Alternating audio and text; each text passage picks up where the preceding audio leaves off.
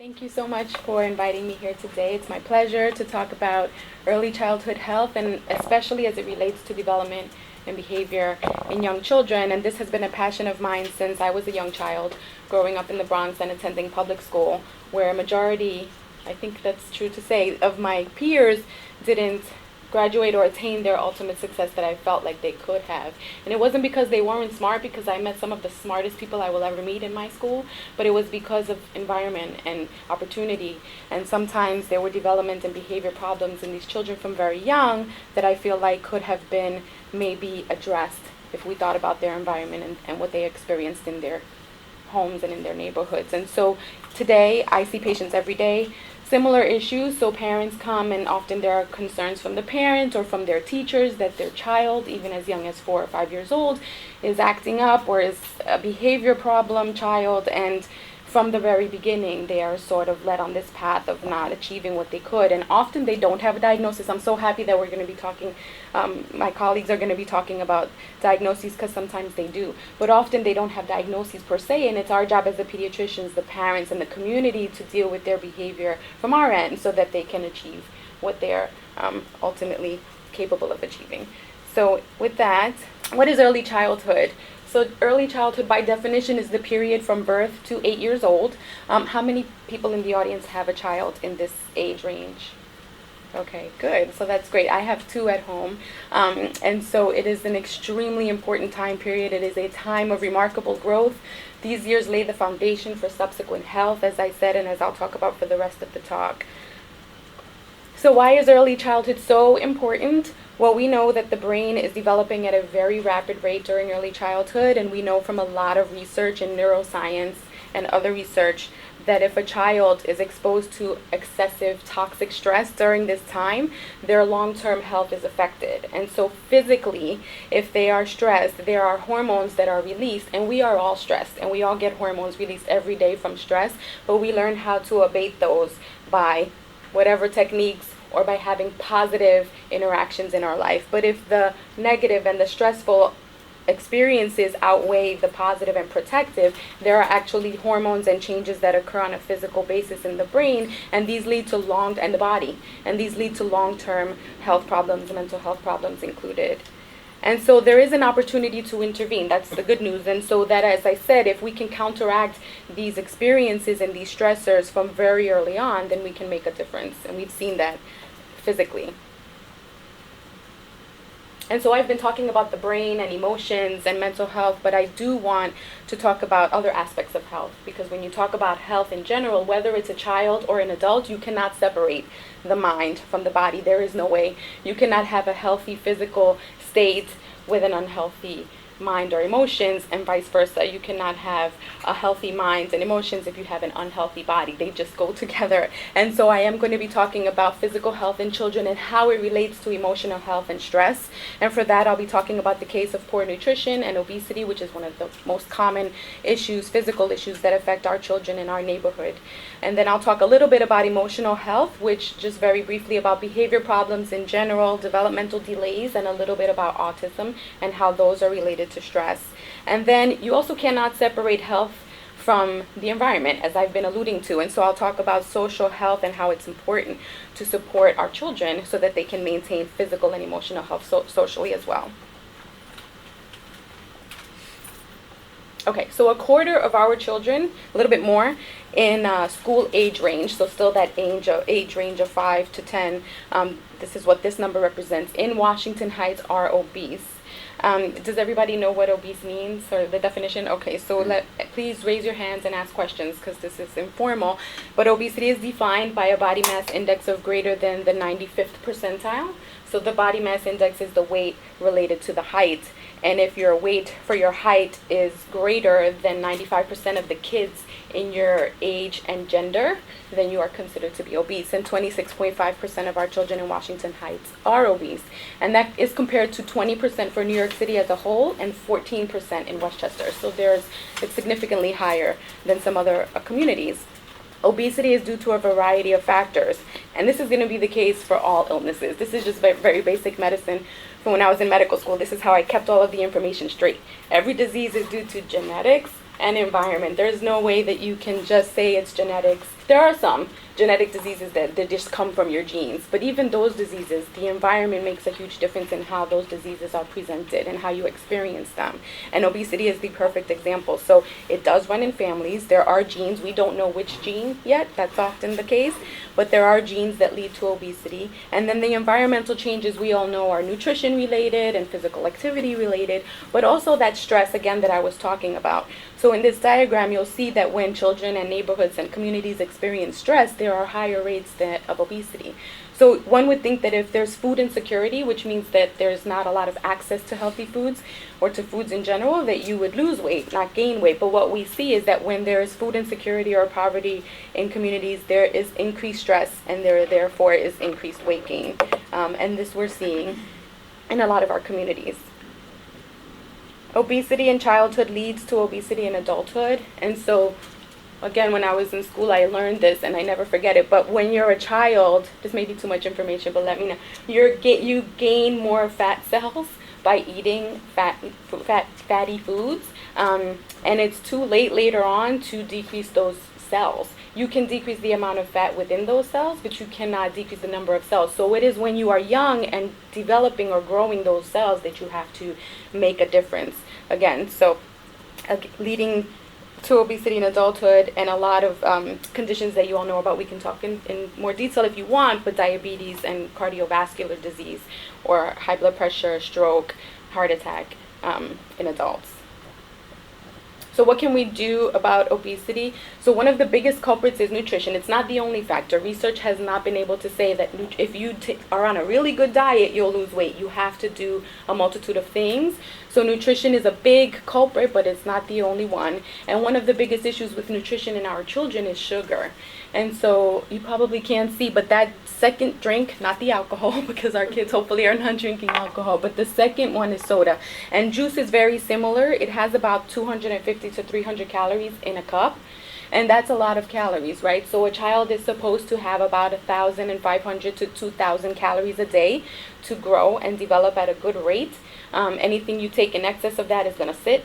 Unless you're really, really physically active, then you need about 3,000. But if they're drinking 3 cups, which a lot of our children are, of juice, that's about 900 calories already. And so that's too much. They're not able to eat enough, or with the food that they eat, they're in excess, their nutrition. And so a lot of people ask me, well, what about if it's fruit juice? I take the fruit and I do it myself. I make juice. That's better than if you buy juice that has sugar added, but it's still not good. And the reason is because the fruit, before you break it up in your blender, has enzymes that help that sugar, it's in the skin, a lot of the enzymes, helps that sugar to be broken down in a healthy and useful way. And when you break it down, you're breaking down those enzymes. And so the sugar that they're drinking from that natural juice really just sits there. It doesn't get metabolized or used as it's intended.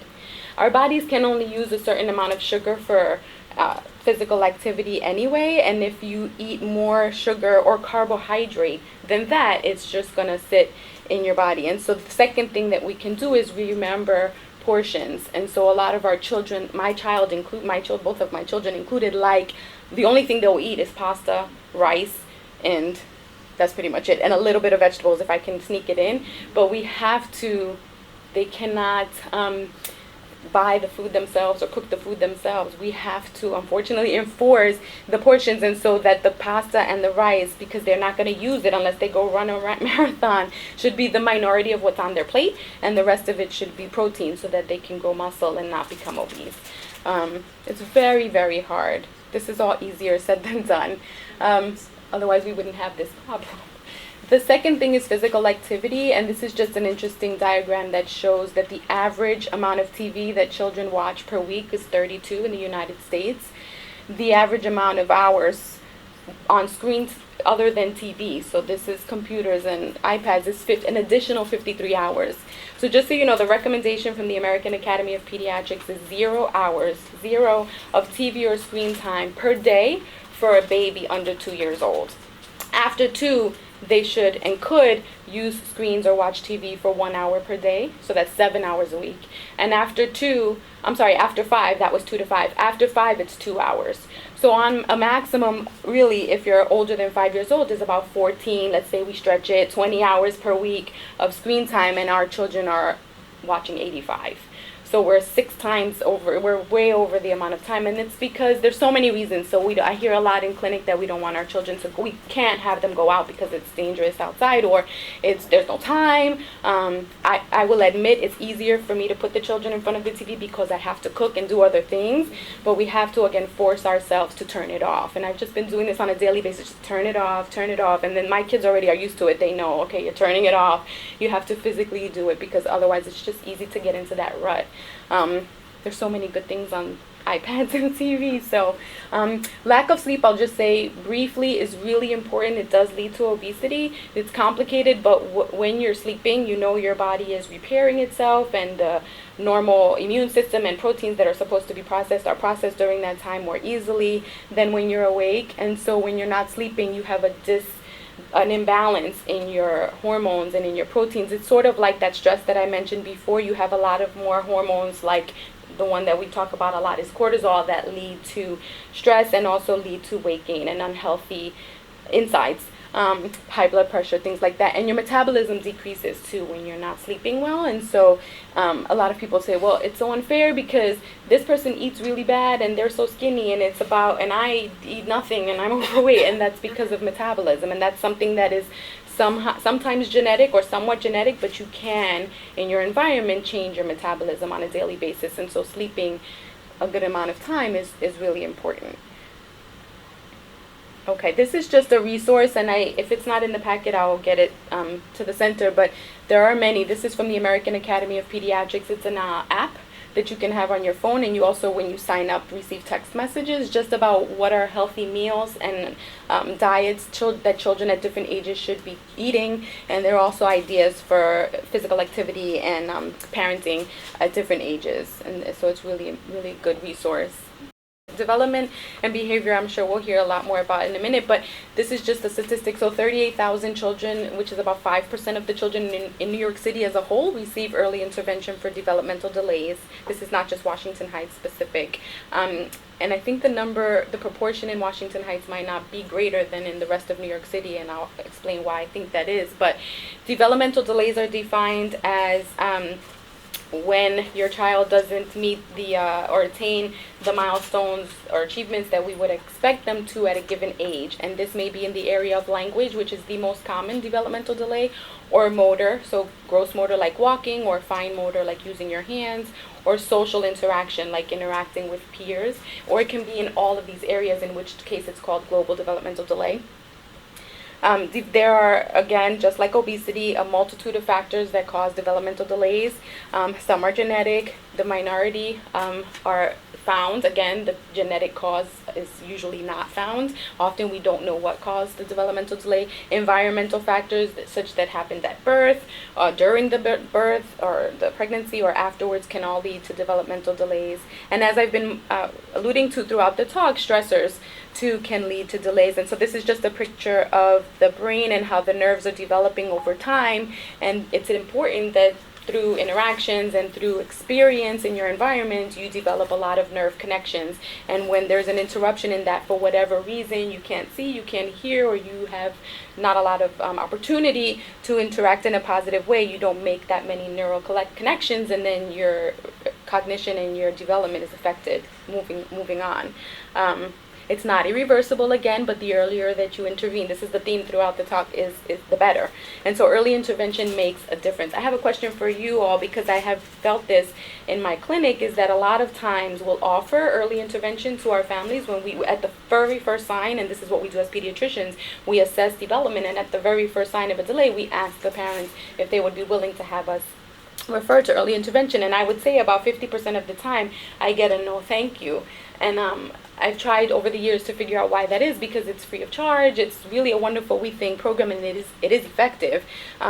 What it is, early intervention, is that someone who's been trained in early development and therapy to improve development will come to the home and provide therapy so that the child can make these connections, basically. And I felt like a lot of times, at least from anecdotes, they would say, well, it's because I don't want my child to be labeled. I don't want them to have that on their record.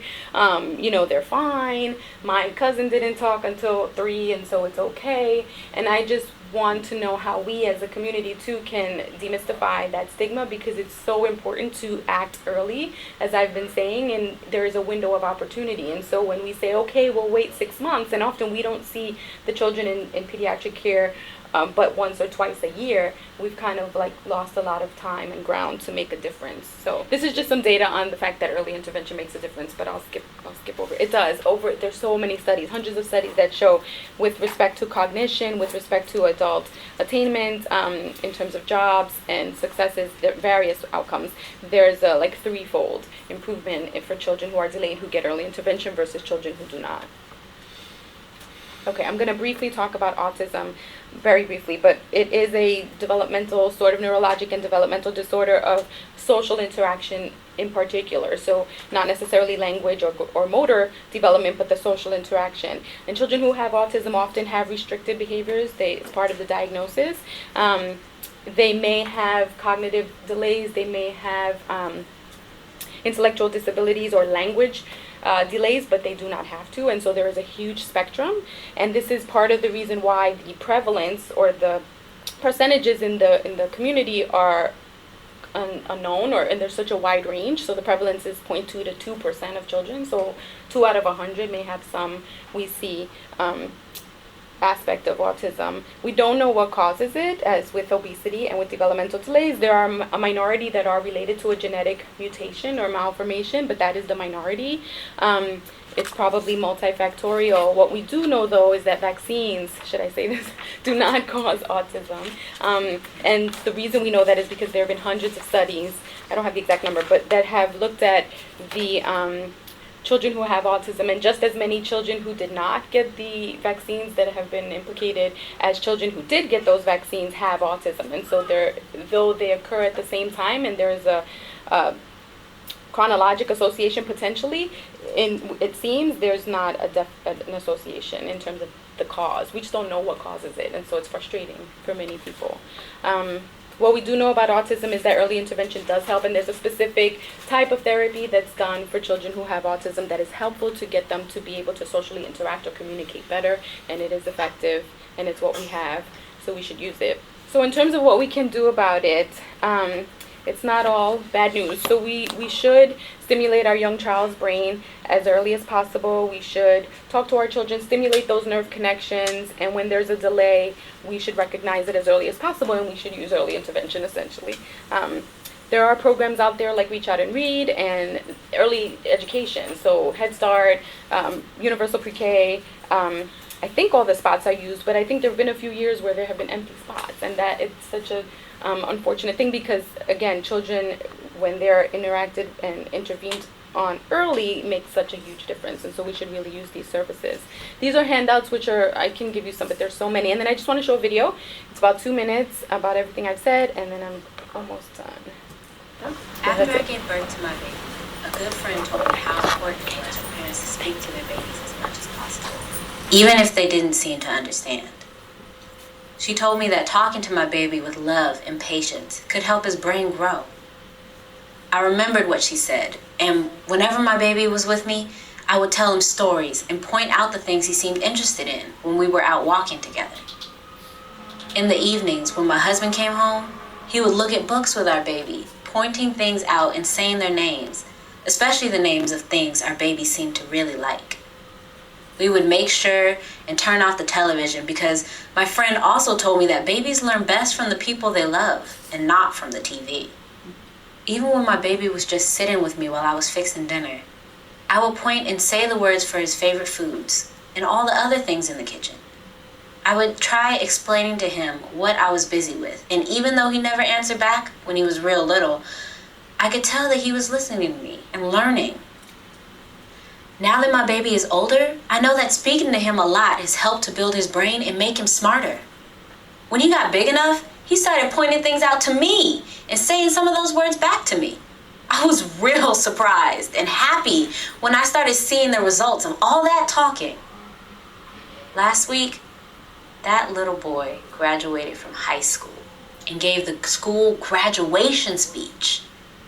I was so proud, and I realized that all of the hard work we put into raising our kids really does pay off. Being a mother is a big responsibility. And sometimes it's easy to forget that our babies are listening and learning from everything we do. Even when we mothers get upset, it upsets our babies just as much. When people are shouting or fighting, our babies get stressed, and that can stop them from growing and learning. My baby has taught me a lot too. When he was little, I would sometimes get tired or angry or sad. And I learned to stop and take a deep breath. I learned to ask my friend or neighbor if they had time to talk with me and help me out. To this day, when I get upset or worried, I try to find someone to talk to, and it usually makes me feel better. Being a mother is the most important job in the world. We have the power to build people who will make the world better. And the best part is that they'll never forget their most important teachers. So just in closing, social health I mentioned briefly, but I think I did talk about it throughout. This is something that we're doing in our pediatric clinic where I'm at. So we're asking every patient and family that comes in for well care about stressors in their lives. We're asking about substance use, food insecurity, maternal depression, domestic violence, and we're hoping that families will feel comfortable sharing if they have issues in their environments. And we don't want to implicate anyone. I know there's a lot of concern about ACS. I don't want to say certain words, but it's just we're doing it because we want to help before we get to that point. And so you're going to be seeing this, I think, in your kids' visits, in the pediatric visits a lot. And then we're working with healthcare institutions throughout the country and partners in the community, although we haven't worked together necessarily us, but we should, to address the stress early again so that we can intervene and provide parenting and other interventions that you'll hear about early. I think that's basically it. So in summary, early childhood is a period of extensive growth. It's really an important time. And stress affects us all, but it especially affects young children. Their physical, emotional, and social health are all interrelated and important for their future success. And then early intervention of whatever type, whether you do it at home or you get them to a center, do it because it's key to establishing lifelong health. Yes, so we're from the Family Research Center. I'm the director of the Northern Manhattan Family Research Center, and I have my clinical partner who works at Southern and Northern Manhattan. We have several family research centers. So what are the family research centers? Well, when a parent and caregiver walks into an MHA NYC Family Research Centers, they meet with a family advocate who has also experienced the struggle of raising a child with emotional or behavioral challenge. Family advocates have undergone extensive training to provide a variety of services, including support groups for parents and caregivers, information about mental health, and other referrals, peer support for adolescents, youth groups which are facilitated by youth advocates who are people who have overcome their mental illness or learning to stabilize their mental illness and move on with their life or get the support that they need. So FRC Mission and Services. The mission of the Family Research Centers is to reduce the isolation and stress of parenting a child with emotional behavioral challenge. Family advocates who have also experienced the struggle of raising a child with mental needs are here to guide and support the families to become their child's best advocate in getting their services, such as like early intervention, as Ms. Berger-Jenkins said. The support, information, and advocacy provided by the staff opens the door to hope and services for you and your child.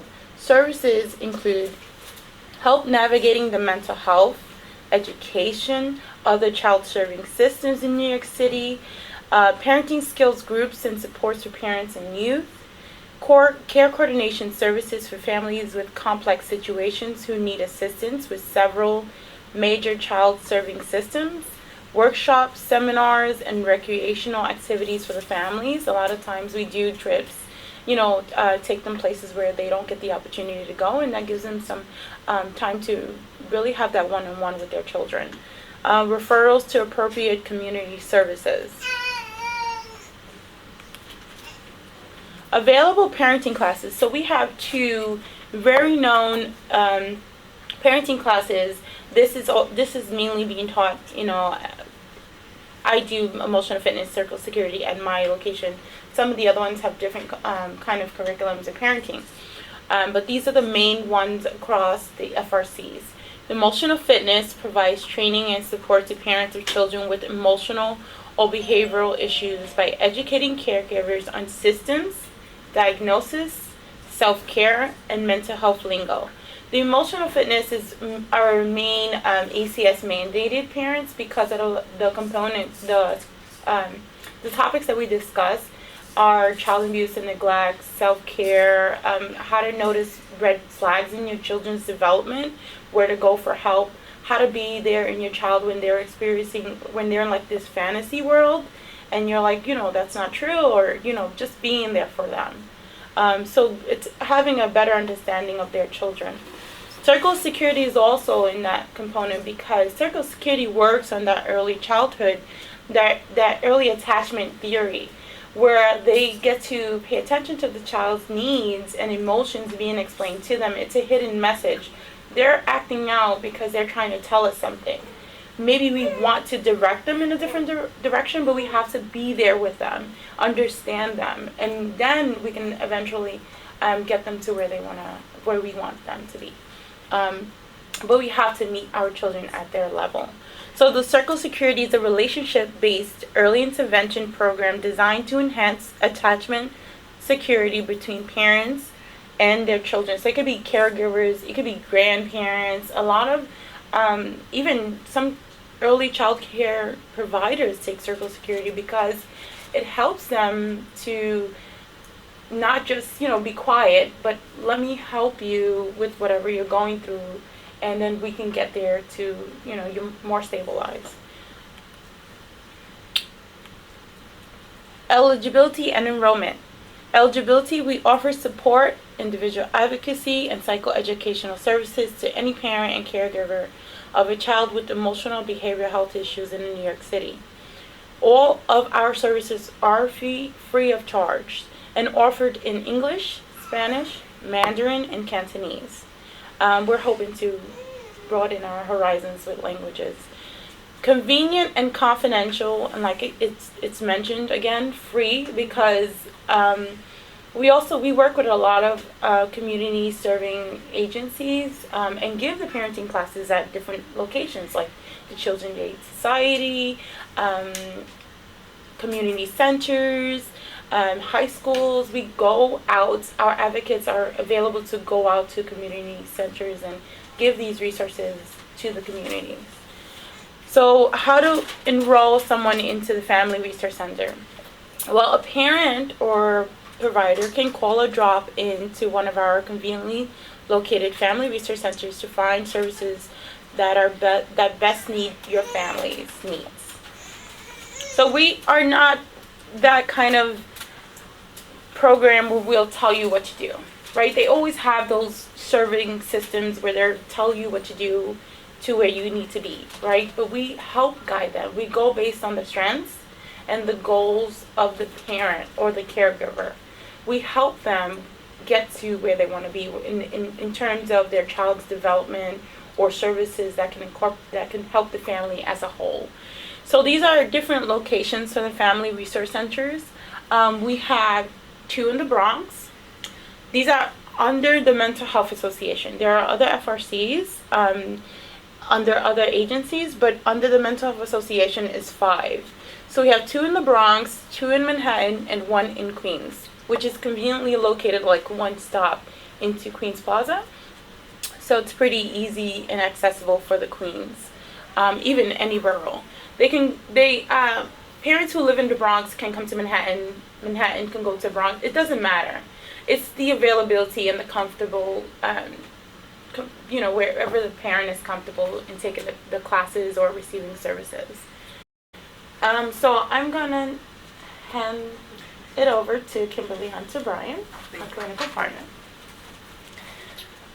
So this is where I usually talk to parents, providers, about tips to manage parental stress, because that's the drive to come to the FRCs. Our parents are under a great deal of stress for a variety of reasons, whether they are facing eviction, whether they have children with emotional and behavioral problems, which usually are long-standing problems. So finally, we hit the iceberg, and parents are saying, I need help, I'm overwhelmed, I don't know what to do.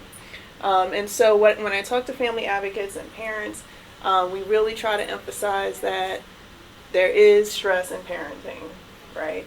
And we're all aware of that. But there are ways to manage our stress so that we can be the best parents that we can be. So some of our top tips is we do try to emphasize building and using a support system. A lot of our parents are very isolated, particularly if their children have emotional and behavioral issues. Sometimes they're isolated from the additional family members who want nothing to do with them anymore. They're very isolated in their own communities. So we really want families to connect with our parent support groups. We try to connect parents to each other. We try to make sure that we're available to parents and get them to a point where they have built their own system. Making time for themselves. Again, parents become very isolated. It's very difficult to find time to take care of yourself, just to do something like take a bath, just to take a breath, to watch your favorite show. All of these are actually very challenging. And so we try to give ideas on how to make time for themselves, particularly using that support system allows you to have some time for yourself. In making time for yourself, learning how to establish routines and systems. Sometimes households get so chaotic, you never know what's going to happen in a household. There may not be a set bedtime.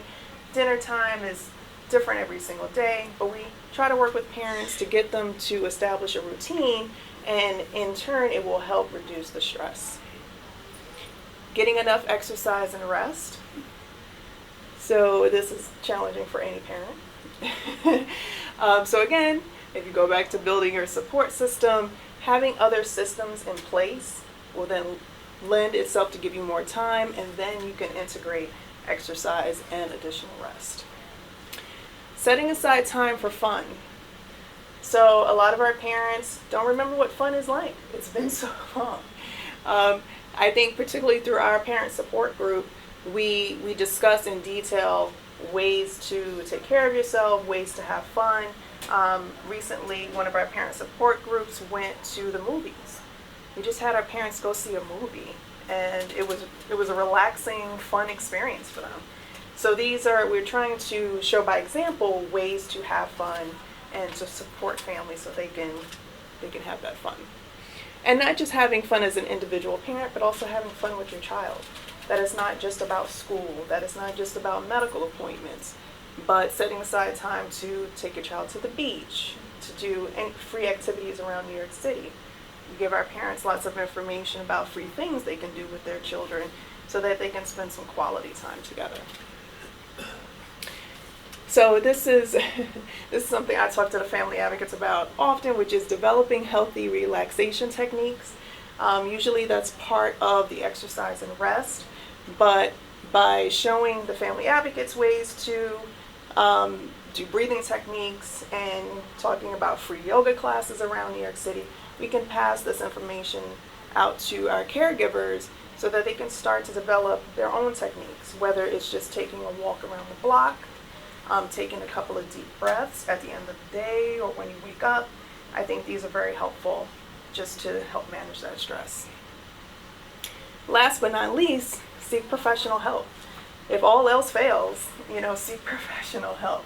I like to integrate all of these together just to help bolster your parenting skills, but if you're unable to seek professional help, at least you have something to help you manage along the way. So often parents are very concerned about behavioral issues in their children, which led to all the stress in the first place. And so what our family advocates discuss frequently and what we emphasize at the FRCs is that the relationship that you have with your child is the foundation. So if you're able to talk in a positive way, if you're able to interact in a positive way with your child, that will lead to fewer behavioral issues. And there are a variety of techniques out there. Many parents have heard or experienced a few of them themselves. So that's why we have Circle of Security. That's the one we emphasize right now. But we do want parents to have a basic foundation of positive regard for their children. Again, if you reduce your stress, it's easier to have a positive outlook on your child and your relationship. And we always emphasize that children do internalize what we say and what we do. And we don't just say it's from 0 to 5. We don't pick just childhood, but we say all the way through until adulthood. Children always remember how you thought of them, how you regarded them, and they take it with them throughout their lives, and it's how they interact with the world. So in helping to understand our child's needs, we have to also understand our child's triggers, and effectively implementing consequences. So I think this is one of the more challenging aspects of parenting for our families, is how to manage their behaviors in the home. And so we start off with a very basic, clear explanation of the rules. Depending on the age, obviously, like a 1-year-old, you're not going to explain the rules in the way you would a 10-year-old, right? So it's going to be different depending on the age group. But sometimes we want consistency in explaining the rules as well. And not to lump all the rules together, especially for younger children, and to make clear statements to the children as well. And make sure your wording is very specific. So we also look at positive reinforcement for the parents. If a child is doing something that you like, compliment them on it. I usually use an example that, if your child is maybe 11 or 12 and is doing chores around the house, or, once in a blue moon, your child may actually wash the dishes. Give a compliment and say, hey, thank you for washing the dishes. Sometimes there's a little bit of pushback with parents because they say, well, that's what they were supposed to do anyway. They're supposed to wash the dishes. And I say, well, I think it's helpful to the child to hear you say that you recognize that they did something. Children, they listen to us and they're watching us, and the minute you recognize them, they're surprised.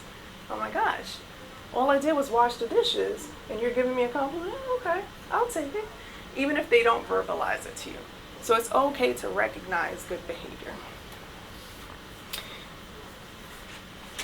Right, verbal praise.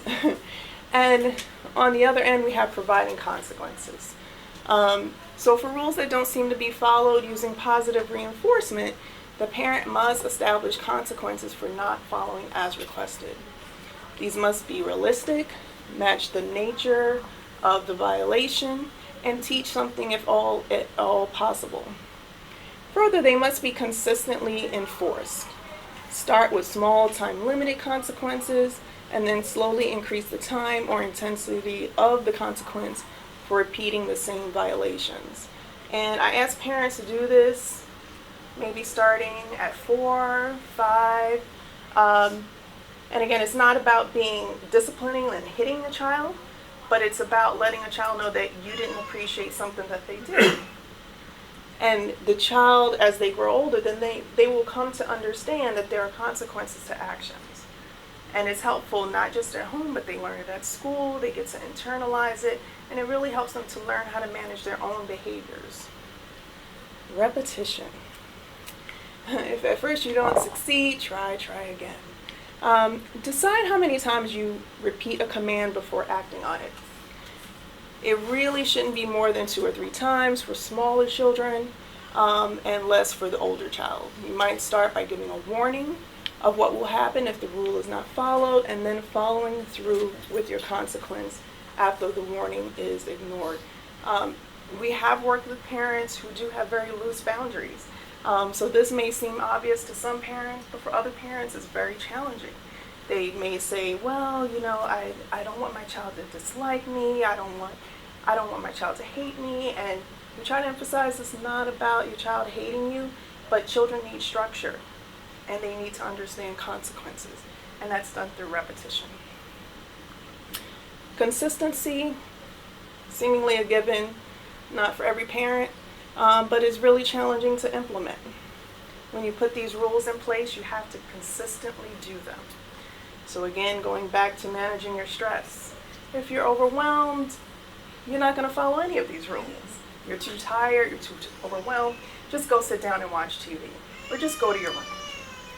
And then we're not providing the necessary structure. So these are all things that we try to emphasize to our parents to help reduce the behavioral issues. And as always, we want parents to model good behavior, right? And we just emphasize to parents that the way you treat your child, they internalize it and they go out into the world, and that's how they treat others.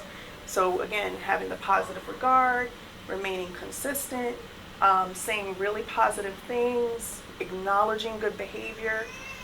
Your child will definitely absorb all of this and able to then socialize in the world, able to manage their own behaviors in the world, and then come back and treat you with the respect that you're looking for. So I just pulled this from the Circle of Security website. I thought it was just very fitting for parents in managing behaviors. So I'll just read it here.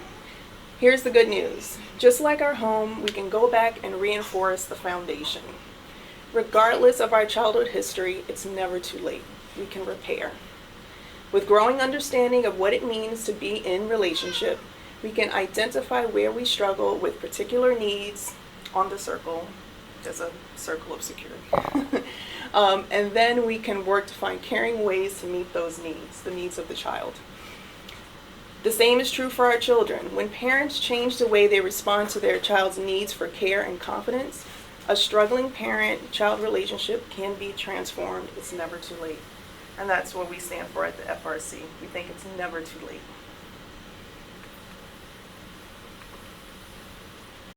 Hi, everybody. It's great to be here, and thank you for having me.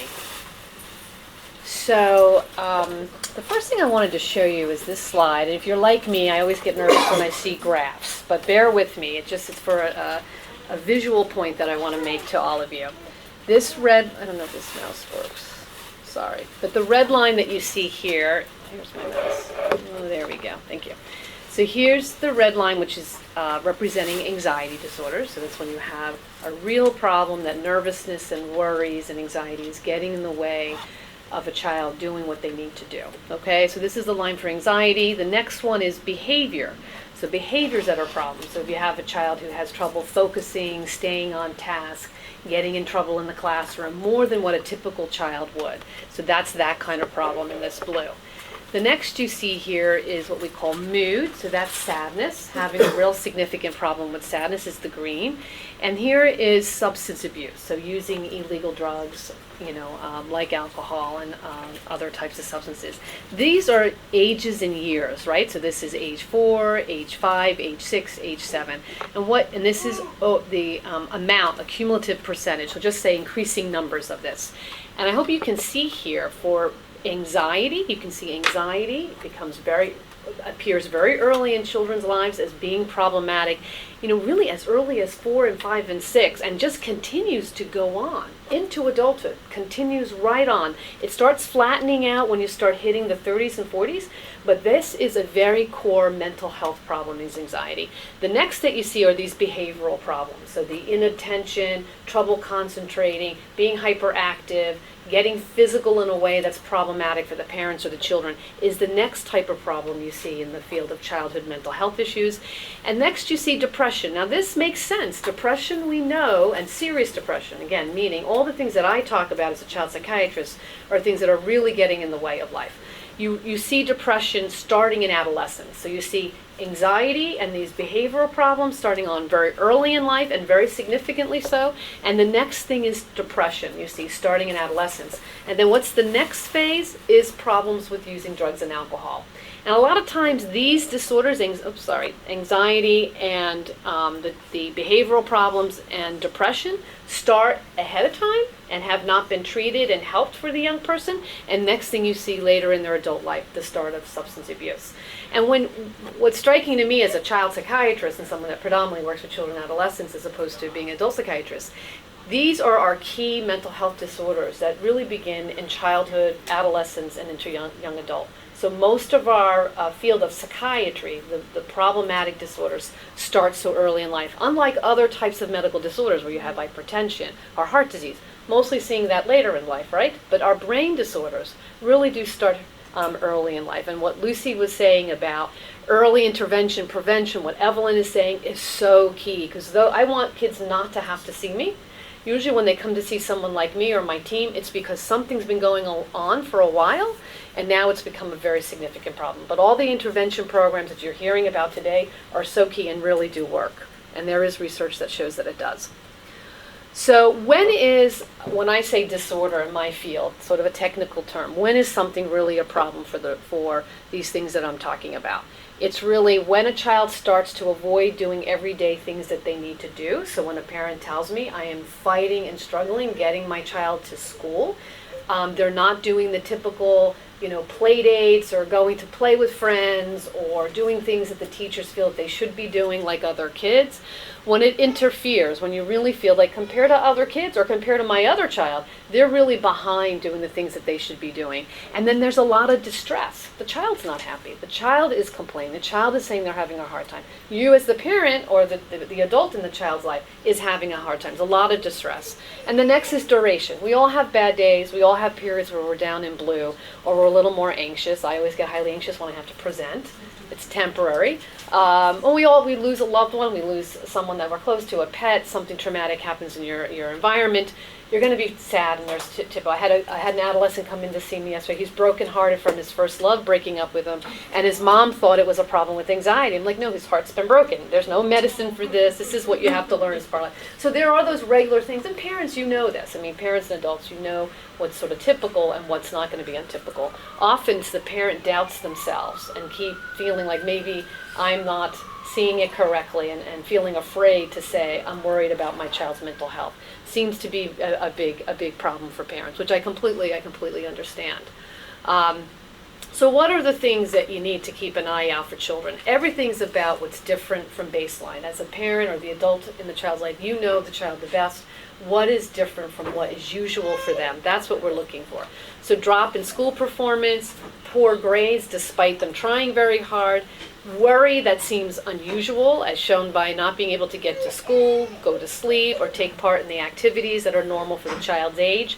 Every family is different and every culture is different. It may be very much part of the culture for the child to sleep in the parent's bed until they're 10, 12, or 13. I have parents often sort of an embarrassing, I don't want to tell you this, but my child slept in my bed until they were 13, and he's fine. He's often doing, and that's completely fine. Whatever's normal within for your family is fine. It's when you think it's not typical for your family. So I have other families that say, you know what, it's not typical to have my 10-year-old in bed with us, but he's so distraught we can't get him to sleep in his own bed, and it's disrupting our marriage, things like that. So what is normal for your family and what you expect?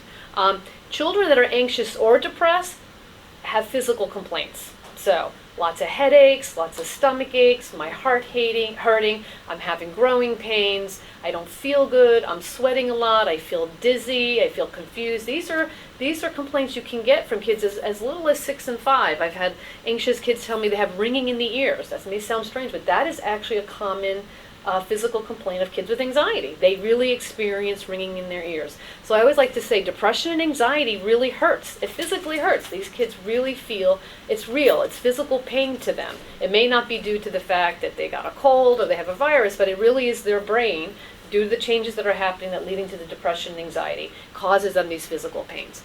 Hyperactivity, fidgeting, constant movement beyond what you would expect for regular playing, with or without difficulty in concentrating. Persistent nightmares. So at different points in children's development, nightmares are a normal part. But when it's persistent and continues and it's frightening and it's disturbing their sleep, then it starts maybe being a problem. Persistent disobedience, so they're not following directions, being aggressive, and certainly when it goes on for 6 months. Frequent, unexplainable temper tantrums. So I had a child not too long ago who just out of the blue would get hysterically crying, drop to the ground, start kicking his feet, parents having to sort of drag him out of a room. It's happening in school, look kind of strange. People were really concerned. Well, you know what this child had? panic disorder. How many people know what panic disorder is? So it's out of the blue, the worst anxiety you can imagine.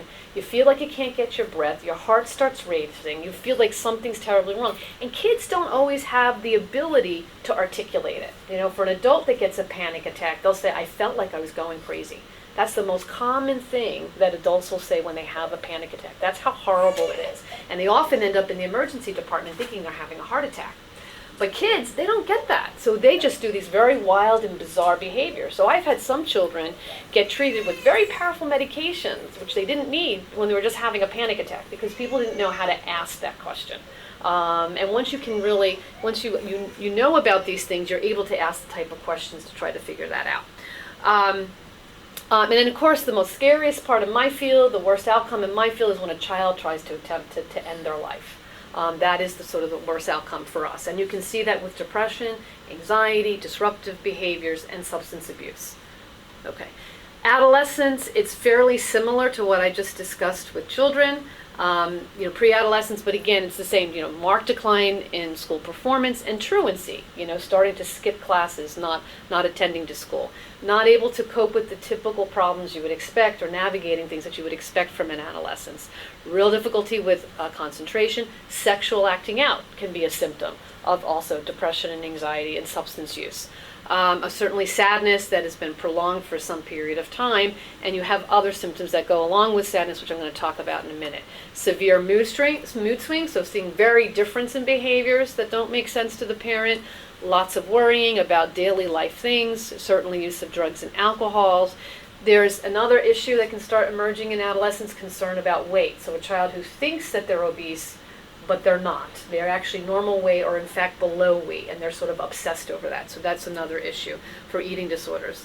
Again, nightmares, threatening to harm themselves or others, self-injury, meaning cutting themselves out of distress, so doing actual physical damage to their own body, outbursts of anger and aggression, repeated threats or actually running away, getting into fights with others, opposition to authority, getting in trouble with the police, and then strange thoughts, beliefs, feelings, or unusual behaviors. Again, as parents and people that work with kids, you usually have a good sense. If something seems bizarre and unusual, one should get it checked out. And when I talk about bizarre and unusual, maybe a child is feeling like somebody's following them and it doesn't make sense, or they actually think their food is poisoned, or they think the TV is giving them special messages. I mean, those are the kinds of behaviors that I'm talking about. Okay. One step before coming to the psychiatric evaluation, in which Evelyn's talked about today, is really see your pediatrician first. That is foremost my best recommendation. Please don't be shy or feel embarrassed or help any of your friends and families that may come and talk to you about this to talk to their primary care provider, be the family doctor or the pediatrician. They can help. They will be able to help you figure out, is this a behavior I should be worried about or a behavior I shouldn't be worried about? And you see how Evelyn, I was listening to Evelyn thinking, I wish she was my doctor. I'd go see, but I don't think she takes adults. So, work with your pediatricians. Are like the most lovely people on earth to work with, and they know a lot about mental health, and they'll help direct you. So that's always the first stop. Then they may help you decide to go see a psychiatrist. And I know families have a wide range of views of what is a psychiatrist. I've had people countless times say, wow, you're not so weird for a psychiatrist. And you guys don't have to tell me what you think after I'm done presenting. I take that as a great compliment. But there are some thoughts about what mental health is like. There are a lot of good psychiatrists. I'll admit, some are a little odd and different. A lot of them really are good at what they do. But essentially what they're going to do is not too different from your pediatrician. They just ask a lot more questions, very specifically about the behavior that you're worried about. They're going to ask a whole lot about family history in terms of anyone else that's been diagnosed with a mental health problem. They're going to want to know about your child's development, their school, their friends, relationships. They're going to want to meet with your child alone. They're going to meet with you together with your child and separate. They're going to want any of the adults that are involved in the child's life in a significant way, they're going to want to talk to. They really should talk to the teachers. Teachers are really key, and hopefully I always hope parents will be comfortable with that. The more information that a child psychiatrist or psychologist can talk to will give them a better understanding of what's happening to your child and give you the best advice. And I should mention, it's not just child psychiatrists, it's child psychologists. Child psychiatrists are MDs, and they can prescribe medications as indicated. Child psychologists are excellent at doing evaluation, so it can also be a child psychologist, and they could recommend then if they think you need evaluation with a child psychiatrist for medication. So either one of those professions, whoever you can get access. And there's also social workers are also trained in doing the psychiatric evaluation. So any of those professionals, depending on your health insurance and access and who you feel comfortable with, would be fine. A child psychiatrist may request blood tests, x-rays, or other types of assessments depending upon what the symptoms are. There are medical disorders that can lead to psychiatric symptoms like high levels of lead, things that Evelyn will be screening for. It can change mood when you have high levels of lead. It can impact learning ability. Believe it or not, low hemoglobin, your blood causes terrible depression. Your thyroid gland not functioning right. If it's functioning too high, it causes terrible anxiety. So there's all those kinds of things that a child psychiatrist will work with your primary care doctor to see if that's possibly causing it. A lot of my information in terms of how I've organized it is from that website. It's ACAP, the American Academy of Child and Adolescent Psychiatry. They've got excellent family toolkit and books to recommend and tons of free reading online for more information. Okay. So I'm going to focus on, just because of time, sort of quickly through anxiety and then depression and suicidal behavior. We're not going to have time to do ADHD, but that's another common early childhood disorder. So here we go. So here we have a nervous fella. So what is anxiety? When you're nervous, scared, and worried, and it's above and beyond normal anxiety. Normal anxiety is typical in life, but it's one above and beyond what's normal. There are lots of different types of anxiety disorders, and it is important to identify what type of anxiety a child has, because it does change the treatment to a certain extent. So there's what we call generalized anxiety, which is when you're constantly worried about things beyond what you would expect typical for a child. Social anxiety or social phobia is when a child's super shy in front of other people and feels as if they're going to be embarrassed if they do something in front of other people. Separation anxiety is when the child refuses to separate from their caregiver because they're terrified something bad's going to happen to the caregiver, bad's going to happen to the parent. Specific phobia is things like if you're afraid of heights, afraid of bugs, afraid of getting on an airplane, things like that. I have had kids come to me where the main problem was they live on the 10th floor, 14th floor, and they won't get into an elevator. And the parents say, that's a problem sometimes. Here in New York City, not getting in an elevator can pose a problem. So things like that. Panic disorder, I mentioned. Agoraphobia is when you're afraid of being in open spaces or when you're afraid of being in closed spaces, that you get a panic attack if you're like in a movie theater or in a very small room. Selective mutism is when you're uncomfortable in talking in front of anybody else. You only want to talk to the people that you're closest to, so they're not talking at school. And there are others like obsessive compulsive disorder, where you might have concerns about contamination, so you have to repeatedly wash your hands for that. And then post-traumatic stress disorder. You've had a very terrible traumatic event happen, and you have recurrence of nightmares and experiences of that. And I can't go into detail on those, but I think it's helpful to know what these are. So here's the starting off with social anxiety. What are the red flags? Uncomfortable shyness, not initiating socializing opportunities, avoids being in social situation, extreme discomfort when in the center of attention, and avoids doing schoolwork because they're afraid of making a mistake. In terms of the worry problem, there is someone who expects bad things to happen. They're worrying, excessive worry about upsetting other people, has to ask their parent constant reassurance. You sure this isn't going to happen? You sure you're going to show up? You know you're going to be there? What if something happens to you? Then you could say, well, then your dad will be there. Well, what if something happens to him? Then who's next? And they kind of go into those what if type of things. Perfectionism, constantly wanting things to be done exactly right. Worrying about failure. The thing about anxiety, you also can be a little hyperactive, wiggling and jiggling around because you're just so nervous and worried that you can also look like you also have the attention and hyperactivity problem. Unable to relax and lacking confidence. Separation anxiety, excessive distress on separating from the parents, worries about anything that can go wrong when separated, and avoids situations such as camp, play dates, school trips. And I've had parents with 14-year-olds with this difficulty, where parents say it was interfering with them even getting into their job because the child wouldn't separate from them. Okay. So just general types of red flags that you can see with anxiety: trouble catching breath, stomach aches, headaches, complaints of nauseousness, sweating, feeling dizzy, faint, or lightheaded, heart racing, beating faster than normal, shaking or feeling jittery. And also sometimes having physical complaints for an anxious kid can keep them from doing the thing that they don't want to do. So if they're feeling shy and anxious in school and they know they have to do a presentation in school, they may all of a sudden get a terrible stomach and headache, hoping that they can avoid going to school and staying home. So those are the other things you have to keep an eye out for. So what are the treatments for anxiety? My first recommendation is getting psychological treatment. So that is someone who has a specialization in helping kids to understand their thoughts and feelings around their anxiety, educate them about their emotions, work with the parents and the schools. There's actual homework as part of this psychotherapy to help the child practice managing their fears, homework for the parents to do this, how to face their fears. And the therapist serves as a coach, if you will, in terms of everyday life. And there's an actual treatment book for this. So you can get it online. It's called The Coping Cat. It's a book for parents, and there's a book that the therapist does. Now, when that treatment doesn't work, the next line of treatment, this is more of the severe type, so a kid who's just not getting to school and also may actually be talking about ending their life. These are medications, the antidepressants, that have been well studied in children and adolescents for the treatment of anxiety disorder. We don't go right to this. We try to get this first. Sometimes a child is severe enough that you might do a combination of these treatments, the psychotherapy, the talk therapy, along with the medication treatment.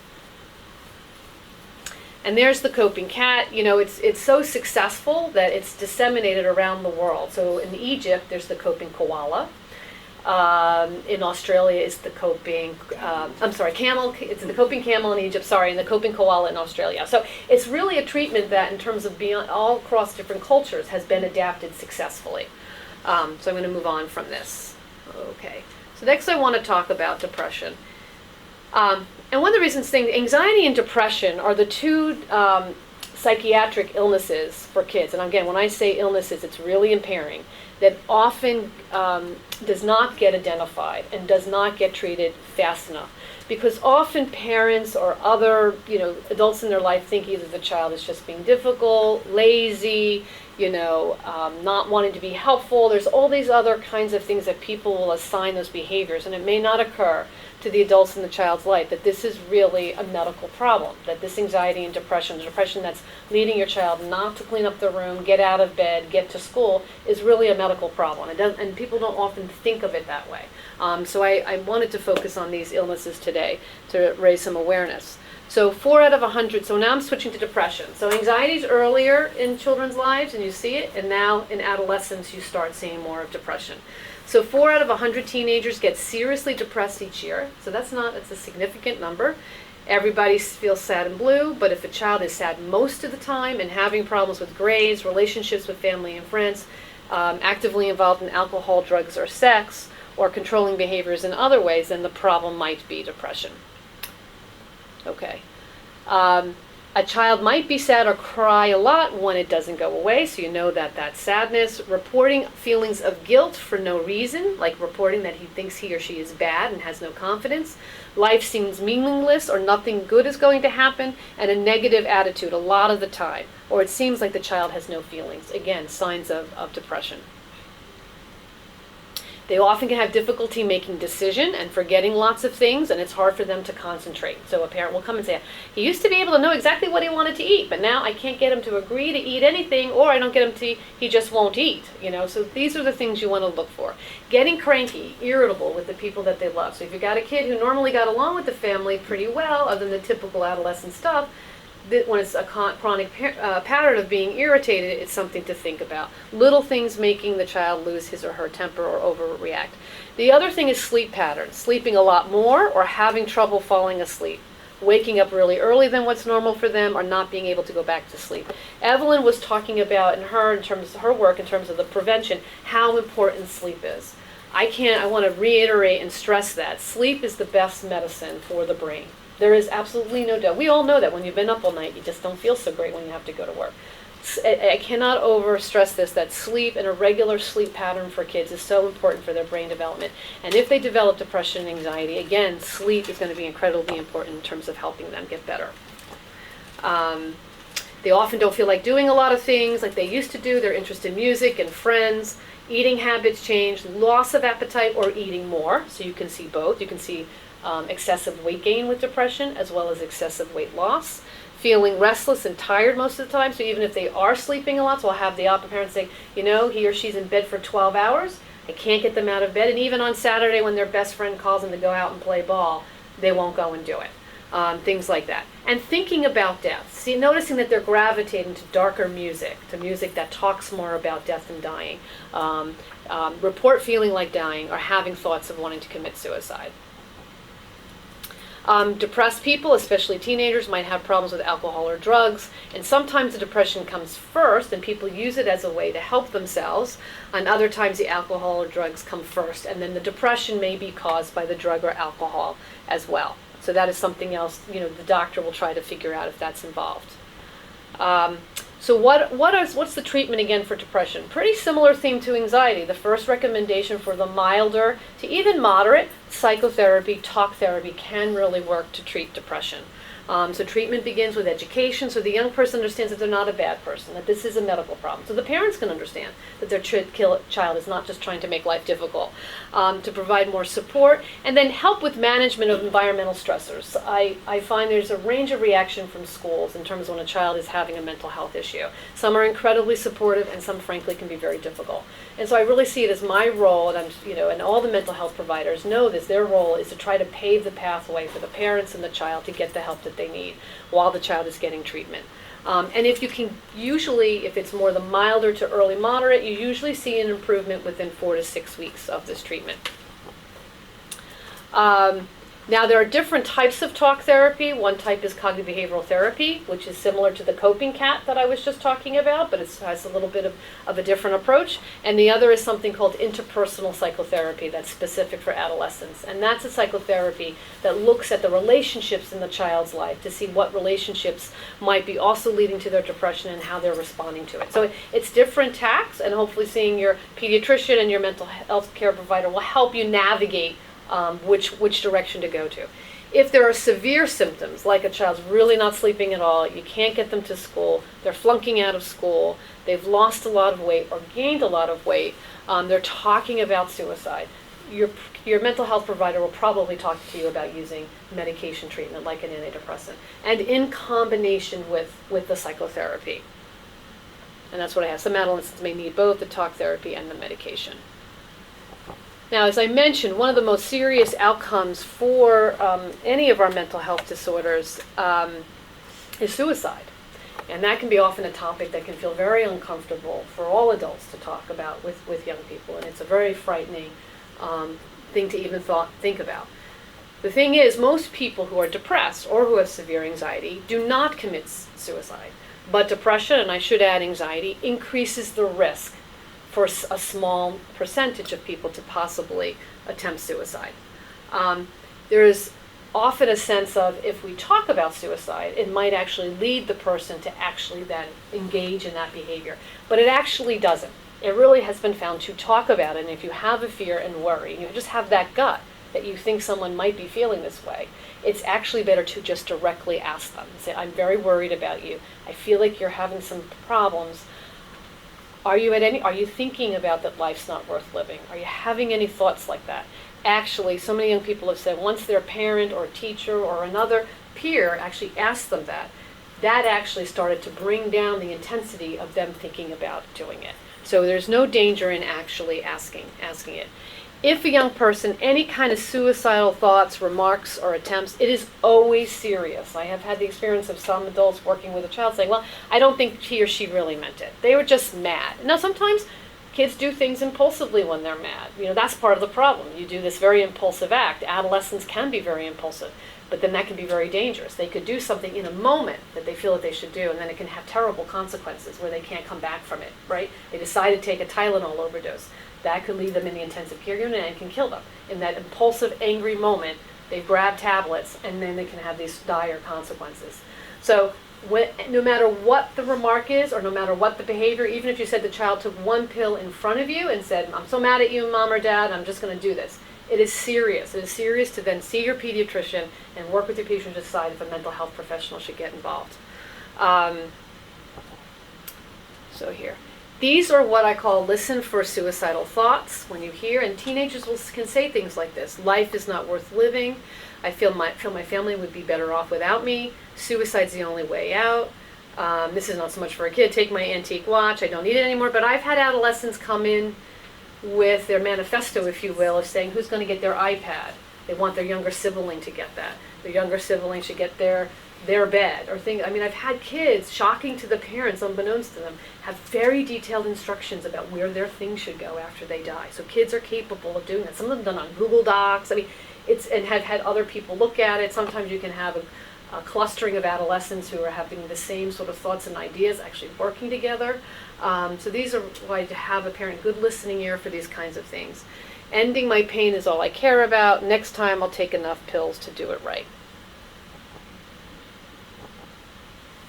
So don't assume the situation will take care of itself. Leave the person alone. Be sworn to secrecy. This is another challenge, and I have parents talk to me about when their child is aware of another child having thoughts of suicide, and the parent is grappling with the child about they promise not to tell anybody.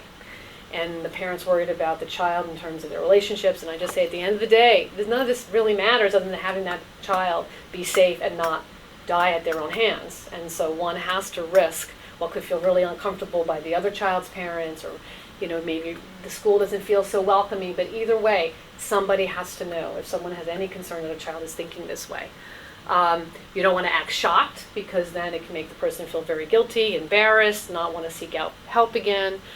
Challenging or daring, and sometimes, adolescents can get into that kind of behavior, or sort of get into the moral issues. It may certainly be against one's religion to consider suicide, but in that moment, in a child's feeling, an adolescent's feeling that way, it's not going to help engaging in those kinds of things. I do believe that religion is, as we say, is a protector. Certainly a family whose religion is important to them, and for young people who are religious, it certainly helps when they believe in the core faith, and that suicide's against the faith. We definitely see that can be a help when a young person is depressed. But in the moment, it's not helpful when a child is actually actively thinking this way. Okay. And you do want to, so how to help, you want to voice concern, you want to ask if the person has a plan, you want to get professional help immediately. You have the option of seeing your doctor, the emergency room, local clinic, local hospital. Tell someone else if you're just feeling like you can't even figure out what the next steps are, or call the police to see if they can assist. So this is the information of the websites of that American Academy of Child and Psychiatry. Has lots of information. And then this is our Division of Child Psychiatry here in Washington Heights. This website has a listing of all our programs and treatment programs that we have. Our hospital at New York Presbyterian Hospital here at the campus up here at 168th Street has, we accept most insurances, for services for mental health. We have acute services, certainly, if you're in emergency, our local emergency department. We actually have another thing I wanted to highlight, I didn't get a chance to talk about. With all of the depression and anxiety, another thing that can occur along with those things is learning difficulties and learning disabilities.